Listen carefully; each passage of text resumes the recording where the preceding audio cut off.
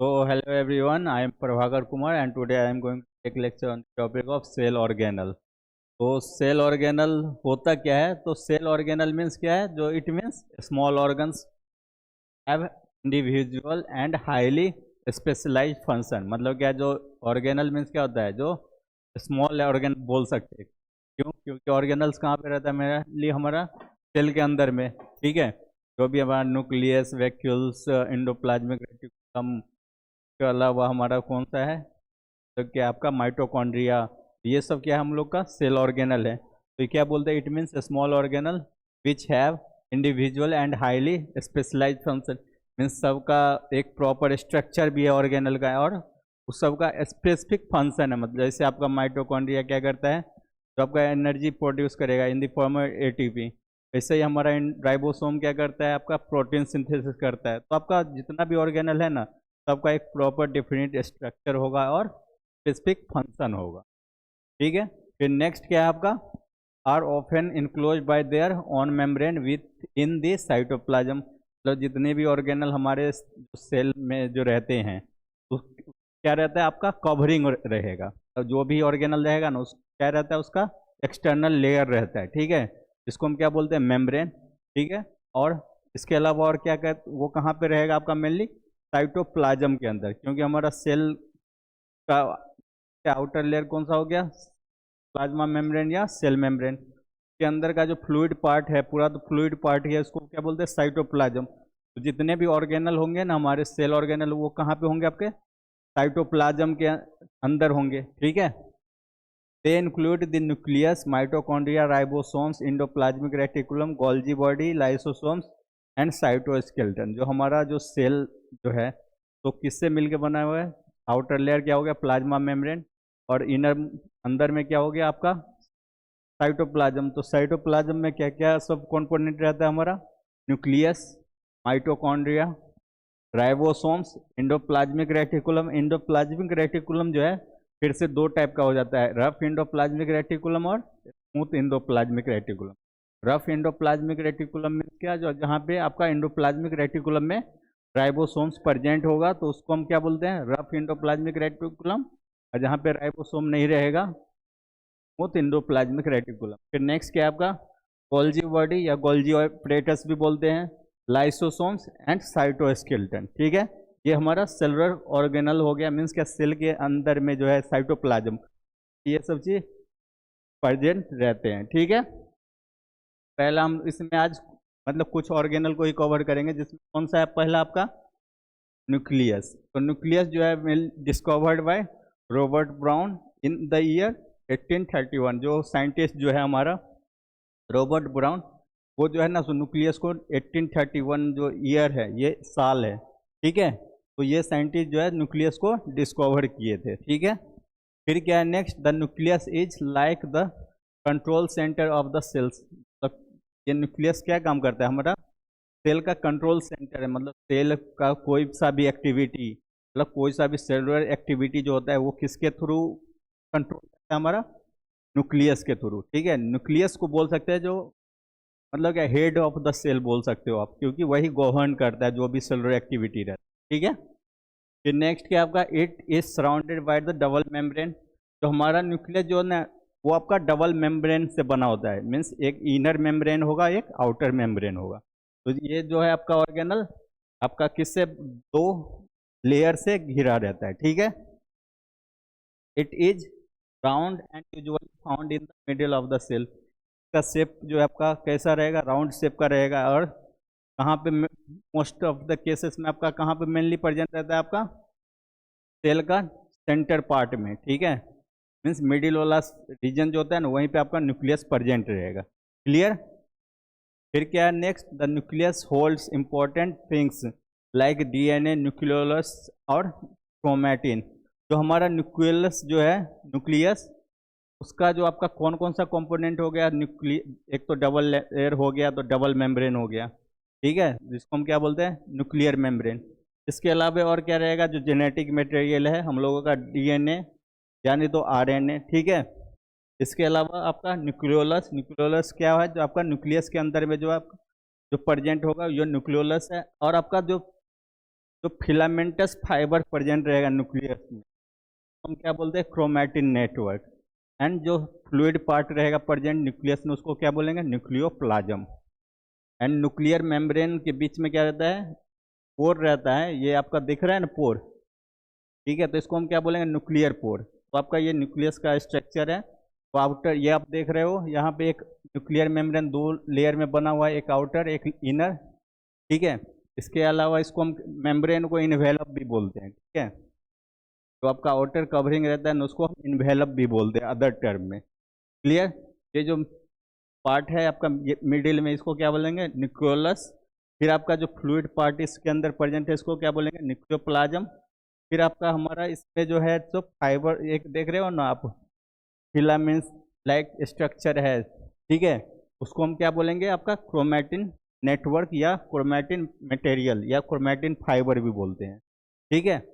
फिर आपका इस फिर नेक्स्ट क्या आपका है ये जो आपका रीजन है मेनली न्यूक्लियस से आपका जो है हमारा एंडोप्लाज्मिक रेटिकुलम न्यूक्लियस से ही लगभग पार्शियली चिपका रहता है, इसलिए इसका भी मतलब डायग्राम में आ गया है। तो ये आप देख रहे हो ना ये आपका जो है राइबोसोम्स प्रेजेंट है, ठीक है। ये जो येलो ग्रीन इस पार्ट का दिख रहा है ये आपका राइबोसोम्स है। तो राइबोसोम्स अगर एंडोप्लाज्मिक रेटिकुलम में रहता है तो उसको हम क्या बोलते हैं रफ एंडोप्लाज्मिक रेटिकुलम, ठीक है। फिर नेक्स्ट क्या है आपका फंक्शन ऑफ द न्यूक्लियस। तो ऑब्वियसली न्यूक्लियस हमारा क्या करता है हमारा सेल को गवर्न करता है, मीन्स जितना भी सेलुलर एक्टिविटी रहता है वो किसके कंट्रोल में होगा न्यूक्लियस के कंट्रोल में। तो it carry genetic information from parents to the next generation, मतलब क्या जो ट्रांसफर ऑफ जेनेटिक मटेरियल और information from one generation to another generation, मतलब क्या जो जेनेटिक मटेरियल इन्फॉर्मेशन है उसका एक जनरेशन से जनरेशन पे आपका किसके थ्रू जाता है आपका न्यूक्लियस के, ठीक है। It controls which proteins are made and how much, मतलब ये भी कंट्रोल करेगा जो कितना अमाउंट में प्रोटीन बनाना है और कब बनाना है, ठीक है। मतलब जो भी हमारा सेल के अंदर में हो रहा है ना प्रोसेस सबको यही कंट्रोल करेगा। तो ऑब्वियसली प्रोटीन बन रहा है सेल में या सेलुलर एटीपी का प्रोडक्शन हो रहा है तो वो किसके कंट्रोल में होगा हमारा न्यूक्लियस के कंट्रोल में, या सेल डिवीजन हो रहा है, ठीक है। फिर it plays a big role when the cell divides, जो अभी हम बताए थे सेल डिवीजन में। तो हमारा न्यूक्लियस आपका न्यूक्लियस का स्ट्रक्चर दिखाया था ना, तो हमारा ये जो है ना सो फिलामेंट जो है ये आपका ये क्या करता है जो जब सेल डिवीजन होता है ना तो ये सब जो मिल के आपस में मेजर रोल प्ले करता है सेल डिवीजन में। सेल डिवीजन मतलब क्या होता है जब एक सेल दो सेल में बनता है, ठीक है, मतलब एक पेरेंट सेल दो डॉटर सेल्स में बनेगा, ठीक है। तो उस डिवीजन को क्या बोलते हैं माइटोटिक डिवीजन, क्लियर। इट इतना तक क्लियर आप लोग को। फिर नेक्स्ट क्या है सेल कांट डिवाइड और रिप्रोड्यूस विदाउट इट, हमारा सेल जो है सो एक सेल से दो सेल में इसके बिना नहीं बन सकता है। तो इसलिए हम ये बोल सकते हैं न्यूक्लियस प्लेज ए मेजर और important role in cell division, clear. फिर आपका नेक्स्ट क्या है माइटोकॉन्ड्रिया। तो माइटोकॉन्ड्रिया जो है सो इसको हम अदर टाइम में powerhouse of the cell भी बोलते हैं, क्योंकि हमारा ये एटीपी के फॉर्म में एनर्जी को प्रोड्यूस करता है एडिनोसिन ट्राइफॉस्फेट के फॉर्म में। तो इसका डिस्कवर्ड कौन किए थे आपका एल्बर्ट वॉन पॉलिकर किए थे, ठीक है। इसको हम क्या बोलते हैं आपका माइटोकॉन्ड्रिया को powerhouse of the cell क्यों बोलते हैं, क्योंकि ये हमारा हम लोग को एनर्जी प्रोवाइड करता है। अभी हम बोल रहे हैं या कुछ एक्टिविटी परफॉर्म कर रहे हैं तो किसकी वजह से कर रहे हैं हमको एनर्जी मिल रहा है तभी तो कर पा रहे हैं ना, अगर नहीं मिलता तो हम इतना अच्छा से नहीं कर पाते। फिर इट हैज़ टू मेम्ब्रेन, मतलब जैसे आपका न्यूक्लियस का देखे थे ना जो दो मेम्ब्रेन से बना हुआ है, वैसे माइटोकॉन्ड्रिया भी आपका दो मेम्ब्रेन से बना होगा, एक होगा इनर मेम्ब्रेन एक आउटर मेम्ब्रेन, ठीक है। And found floating in the cell's cytoplasm, और आपका जो ये कहाँ पे मिलेगा जो हमारा सेल के अंदर में जो साइटोप्लाज्म है जो फ्लूइड लाइक सब्सटेंस है उसके अंदर में तैरते हुए मिलेगा, ठीक है। इतना तक क्लियर। फिर नेक्स्ट क्या है it helps in the cell digest food and convert it into energy, ये हमारा जो भी सेलुलर एक्सपायरेशन होता है तो वहाँ पे क्या होता है जैसे हम लोग खाना खाते हैं तो वहाँ से क्या है आपका जो भी प्रोटीन फैट्स या विटामिन्स हम लोग वहाँ से लिए वो ये क्या करेगा उसको एनर्जी के फॉर्म में कन्वर्ट करेगा, ठीक है। जो हमारा बॉडी में ग्लूकोज फॉर्म में स्टोर रहता है ना, उसको ये क्या करता है, एटीपी के फॉर्म में कन्वर्ट करता है, जो कि हमारा एक्टिव फॉर्म ऑफ एनर्जी है। इसका फुल फॉर्म क्या होगा एटीपी का, एडिनोसिन ट्राइफॉस्फेट। ठीक है, तो ये हमारा माइटोकॉन्ड्रिया का स्ट्रक्चर है। तो आपको पहले ही बताए थे, जो आपका ये कहाँ पे प्रेजेंट रहेगा, साइटोप्लाज्म के अंदर में। ठीक है, फ्लोटिंग कंडीशन मीन्स क्या, आपका सस्पेंडेड फॉर्म में रहेगा। ठीक है, ये आप देख रहे हो, ये दो मेम्ब्रेन से बना हुआ है, आउटर मेम्ब्रेन और इनर मेम्ब्रेन। और इसके बीच में जो हमारा ये जेनेटिक मटेरियल है, जिसको क्या बोलते हैं, DNA. Clear, deoxyribonucleic acid. ठीक है, डीएनए का फुल फॉर्म है। फिर आपका नेक्स्ट क्या है, आपका ये जो आपका फोल्डिंग टाइप स्ट्रक्चर देख रहा है, उसको हम क्या बोलते हैं, हम लोग क्रिस्टे बोलते हैं। फिर नेक्स्ट क्या आपका, जो अंदर में जो फ्लूइड वाला कंपोनेंट रहेगा, उसको क्या बोलेंगे, मैट्रिक्स। और जो आपका प्रोटीन प्रोडक्शन के लिए क्या रहता है, आपका राइबोसोम रहता है, क्योंकि प्रोटीन का नीड यहाँ पे भी होता है। क्यों, क्योंकि हमारा कोई सा भी जो मेम्ब्रेन है, उसमें प्रोटीन का उसका कॉम्पोजिशन में मेजर रोल भी रहता है, और अदर एक्टिविटी भी परफॉर्म करने के लिए। तो आपका फंक्शन ऑफ माइटोकॉन्ड्रिया, तो माइटोकॉन्ड्रिया का क्या क्या फंक्शन है, तो max energy called ATP through the chemical process. जो हमारा सेल में जो भी बायोकेमिकल एक्टिविटी चलता है, जैसे सेलुलर रिस्पिरेशन, तो उसमें क्या करता है, ये आपका एनर्जी को प्रोड्यूस करता है in the form of ATP, जिस आपका क्या इसको बोलते हैं, adenosine triphosphate. Controls how the cell uses energy, मतलब क्या, जो हमारा एनर्जी को ये कंट्रोल करके रखता है। मतलब क्या, स्टोर फॉर्म में ग्लूकोज रहता है, ग्लाइकोजन फॉर्म में, तो उसको ये क्या करेगा, आपका एक्टिव फॉर्म में कन्वर्ट करेगा एटीपी के फॉर्म में। Helps the cell grow and multiply, हमारा ये सेल डिवीजन में भी मेजर रोल प्ले करता है, क्योंकि सेल डिवीजन में क्या होता है, आपका एनर्जी की ज़रूरत होती है। तो एनर्जी नहीं मिलेगा तो सेल डिवाइड नहीं होगा। या हम लोग कोई भी एक्टिविटी करते हैं, एनर्जी पे फुल्ली डिपेंडेंट है। तो आपका इस सेल डिवीजन में भी आपका इसका मेजर रोल है। अगर वहाँ पे सही से अपना काम ना करे, तो हमारा सेल डिवीजन भी प्रॉपरली नहीं होगा। फिर आपका नेक्स्ट क्या है, removes harmful substances like ammonia from the liver cell. जो हमारा लीवर का जो सेल है, जिसको अदर टर्म में क्या बोलते हैं, हेपेटिक सेल, तो वहाँ से ये क्या करता है, जो अमोनिया जो है ना, हमारा टॉक्सिक सब्सटेंस है। ठीक है, अगर ये हमारे बॉडी में रहेगा, तो वो क्या कर सकता, कोई सा भी हमारा ऑर्गन को डैमेज कर सकता है। ठीक है, कोई सा भी टॉक्सिक मीन्स पॉइजनस चीज़ अगर रहेगा, तो वो हमारे लिए खराब मीन्स हार्मफुल है, तो उसको हटाना जरूर है। तो उसको कौन ये रिमूव करता है, आपका mitochondria. Helps in the program cell death, और इसको हम क्या बोलते हैं, एपोप्टोसिस प्रोसेस। जो प्रोग्राम सेल डेथ किसको बोलते हैं, जब कोई भी सेल में इन्फेक्शन या कोई सा भी सेल मीन्स सेलुलर एक्टिविटी में कुछ एरर हो गया, मीन्स क्या, जो तो वहाँ पे आपका क्या होता है, जो एपोप्टोसिस प्रोसेस के थ्रू जो है सेल डेथ होता है। ठीक है, फिर नेक्स्ट क्या है, helps make part of the bloods and hormones like testosterone and oestrogen. मतलब कि आपका जो है, सो आपका हार्मोन सिंथेसिस में भी ये मेजर रोल प्ले करता है। किसमें, आपका टेस्टोस्टेरोन एंड एस्ट्रोजन में। क्लियर, एंड इसके अलावा ब्लड का भी प्रोसेस है, हीमोपोइसिस में भी। फिर नेक्स्ट क्या है, आपका राइबोसोम। तो राइबोसोम्स तो आपका मेनली हम इसको क्या बोलते हैं, जो साइट ऑफ प्रोटीन प्रोडक्शन। ठीक है, मेनली डिस्कवर बाय, जो साइंटिस्ट इसको डिस्कवर किया था, कौन सा, जॉर्ज प्लेडे इन द ईयर 1955। इस साल में ये जो है, सो आपका राइबोसोम को डिस्कवर किए थे। ठीक है, फिर नेक्स्ट क्या आपका, small structure made of RNA and protein. ये क्या है, आपका स्मॉलर दो सब यूनिट में ये बना होता है राइबोसोम। आप देखोगे थे, एक होगा मीन्स अपर सब यूनिट, एक होगा लोअर। तो अपर वाला का आपका वैल्यू ज़्यादा होगा, ठीक है, लोअर वाला कम रहेगा। दोनों आपस में बाइंड होके आपका राइबोसोम बनता है, जो मेनली क्या करता है, आपका प्रोटीन सिंथेसिस में मेजर रोल प्ले करता है। Clear, made of two parts, large and small सब यूनिट। बता ही रखे थे, एक लार्जर सब यूनिट होगा, एक स्मॉलर सब यूनिट होगा। क्लियर, लार्जर मीन्स क्या, जिसका साइज कॉम्पेरेटिवली बड़ा होगा as compare to another one. समझ गए, मीन्स एक सब यूनिट बड़ा होगा साइज में, एक छोटा होगा, तो दोनों मिलके क्या बनता है, आपका दोनों सब यूनिट मिलके राइबोसोम बनते हैं। फिर नेक्स्ट क्या आपका, found in all cells and sometimes attach to the rough endoplasmic reticulum. ये हम अभी माइटोकॉन्ड्रिया का स्ट्रक्चर देखे थे, उसमें भी राइबोसोम्स प्रेजेंट था। न्यूक्लियस में भी आपका न्यूक्लियस का भी रीजन में ये प्रेजेंट था।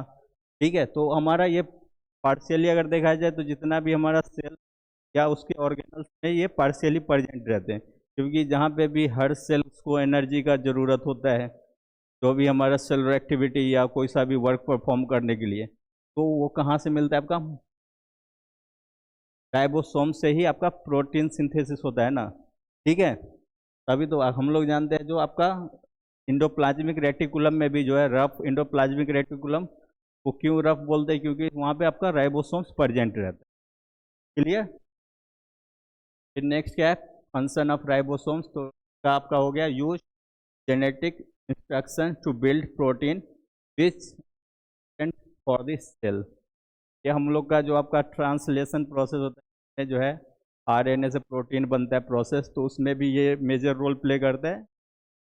मीन्स कि आपका जेनेटिक मटेरियल से आपका ये क्या बनाता है, प्रोटीन। ठीक है, तो इसको हम बोल देते हैं जो प्रोटीन मेकिंग साइट्स। ठीक है, अब ना तक क्लियर आप लोग को। फिर आपका प्लाज्मिक रेटिकुलम, तो इंडोप्लाज्मिक रेटिकुलम क्या है आपका, network of flat tube inside the cell. आप देख रहे हो यहाँ पे, तो ये काफ़ी कॉम्प्लेक्स आपका दिख रहा है ना स्ट्रक्चर, तो ये क्या आपका फ्लैटेन शेप का स्ट्रक्चर रहता है, जो कि आपका मेनली ये कहाँ पे रहेगा, न्यूक्लियस के सराउंडिंग में रहेगा। ठीक है, देर आर टू टाइप्स, हम लोग जानते हैं based on the presence and absence of ribosomes type का ये। एक कौन सा है जिसमें राइबोसोम अब्सेंट रहेगा, उसको हम क्या बोलेंगे, एससीआर इंडोप्लाज्मिक रेटिकुलम। और जिसमें राइबोसोम्स प्रेजेंट रहेगा उसको क्या बोलेंगे हम लोग, रफ इंडोप्लाज्मिक रेटिकुलम। ठीक है, यहाँ पे आप देख रहे हो ना, स्मूथ में राइबोसोम अब्सेंट है एंड रफ वाला रीजन में आपका राइबोसोम्स प्रेजेंट है। और इसमें भी आपका जो है सो अलग अलग रीजन रहता है, इसको इंडोप्लाज्मिक रेटिकुलम मेम्ब्रेन बोलते हैं, और जो इनर पार्ट है उसको क्या बोलते हैं, ल्यूमेन। और जो इसकी ये फोल्डिंग जो है ना, उसमें भी आप देखे थे ना, सिस्टेरने था आपका माइटोकॉन्ड्रिया में, माइटोकॉन्ड्रिया में ऐसे ही था ना स्ट्रक्चर में, वैसे ही आपका उसको भी क्रिस्टेरने बोल रहे थे, इसको भी क्रिस्टेरने बोलते हैं। ठीक है, फिर नेक्स्ट क्या है आपका स्मूथ इंडोप्लाज्मिक रेटिकुलम, तो smooth endoplasmic reticulum does not have ribosome, हम जानते हैं तो स्मूथ इंडोप्लाज्मिक रेटिकुलम में राइबोसोम अब्सेंट रहता है। Clear. Makes flat like phospholipid and cholesterol, ये किससे बना होता है, फैट्स कंपोनेंट से, जो कि कोलेस्ट्रॉल एंड कोलेस्ट्रॉल के साथ किसके साथ कंबाइन करके बनाएगा, ये फॉस्फोलिपिड, फॉस्फेट लिपिड का जो कंपोजिशन है उसके साथ ये कोलेस्ट्रॉल को भी मिला के ये क्या मतलब आपका स्मूथ इंडोप्लाज्मिक रेटिकुलम फॉर्म होता है। ये क्या मीन्स क्या, जो ये इसका रोल कहाँ रहता है आपका, in the production of steroid hormone, जो भी हमारा स्टेरॉयड हार्मोन्स हैं तो उसमें उसका प्रोडक्शन में हेल्प करता है। ठीक है, helps to break down the carbohydrate, carbohydrates को जो है सिंपलर फॉर्म में, मीन्स क्या कार्बोहाइड्रेट क्या हो गया, पॉलीमरिक फॉर्म हो गया, उसको ब्रेक डाउन करके सिंपलर फॉर्म में करेगा, सुक्रोज, सुक्रोज से ग्लूकोज और फ्रुक्टोज में आपका यही करता है। ठीक है, फिर नेक्स्ट क्या है आपका store and release calcium needed by the cells, आपका सेल्स में जो आपका कैल्शियम आयन का स्टोरेज, क्योंकि हमारा कैल्शियम आयन का मेजर रोल रहता है मसल्स कॉन्ट्रैक्शन में एंड अदर सेलुलर एक्टिविटी में, तो उसको भी स्टोर करके रखना जरूरी होता है। या बोन्स ऑस्टियोसाइट में भी मेजर रोल प्ले करता है बोन सेल का फॉर्मेशन में, तो इसका कैल्शियम आयन का स्टोरेज और उसका रिलीज भी करना किसके ऊपर डिपेंडेंट है, स्मूथ इंडोप्लाज्मिक रेटिकुलम। मतलब ये आपका कैल्शियम आयन का स्टोरेज एज वेल एज उसका रिलीज, दोनों को कौन प्रोवाइड करता है, स्मूथ इंडोप्लाज्मिक रेटिकुलम।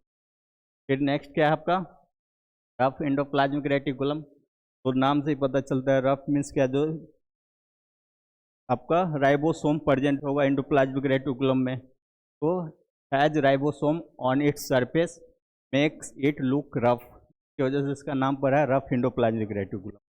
ठीक है, मेक्स एंड फोल्ड्स प्रोटीन, ये आपका क्या करता है, प्रोटीन को बनाता भी है, क्यों बनाता है, क्योंकि राइबोसोम्स है, तो राइबोसोम्स हम जानते हैं प्रोटीन प्रोड्यूस करता है और सिंथेसाइज करता है, और प्रोटीन को फोल्ड करके भी रखता है। तो प्रोटीन का आप देखोगे ना तो स्ट्रक्चर बहुत टाइप का रहता है, तो उसको फोल्ड करके भी रखता है। Send proteins where they needed, जहाँ पे प्रोटीन का ज़रूरत होता है वहाँ पे वो प्रोटीन का ट्रांसपोर्टेशन भी करता है। ठीक है, मतलब जिस जगह पे, जिस साइट पे सेल का या बॉडी का प्रोटीन की ज़रूरत है वहाँ पे ये क्या करेगा, प्रोटीन को ट्रांसफ़र करेगा। ठीक है, आज का टॉपिक में आप लोग क्या देखे थे मेनली, जो सेलुलर सेल ऑर्गेनल क्या है, जो smaller organelle which are suspended inside the cytoplasm of the cells. तो सेल ऑर्गेनल कौन कौन सा हो गया आपका, न्यूक्लियस, एंडोप्लाज्मिक रेटिकुलम जिसमें जिसमें रफ स्मूथ आ जाता है, फिर आपका वैक्यूल्स, इसके अलावा माइटोकॉन्ड्रिया, राइबोसोम एंड एक्सेट्राज। ठीक है, फिर आपका न्यूक्लियस था, तो न्यूक्लियस का अगर स्ट्रक्चर देखें तो मेनली कहाँ पे प्रेजेंट रहेगा, in the central part of the cell. और ये क्या रहता है आपका, डबल मेम्ब्रेन ऑर्गेनल रहता है, एक इनर एक आउटर मेम्ब्रेन, जिसको हम न्यूक्लियर मेम्ब्रेन भी बोलते हैं अदर टर्म में, क्योंकि न्यूक्लियस का मेम्ब्रेन है। सेंट्रल पार्ट में रहेगा वैक्यूल न्यूक्लियोलस रहेगा। आपका जो फाइबर लाइक स्ट्रक्चर जो प्रेजेंट रहेगा उसको क्या बोलते हैं, क्रोमैटिन नेटवर्क या क्रोमैटिन फाइबर। के अलावा आपका वहाँ पे और क्या रहता है, जो फ्लूइड पार्ट रहेगा न्यूक्लियस में उसको क्या बोलते हैं, न्यूक्लियोप्लाज्म। एंड पोर जो प्रेजेंट रहता है जिससे के थ्रू क्या जो वाटर फ्लूइड का बैलेंस मेंटेनेंस होता है, तो उसको क्या बोलेंगे हम लोग, न्यूक्लियर पोर। ठीक है, फिर आपका जो है सो नेक्स्ट क्या है आपका माइटोकॉन्ड्रिया। माइटोकॉन्ड्रिया को क्या बोलते हैं, powerhouse of the cell.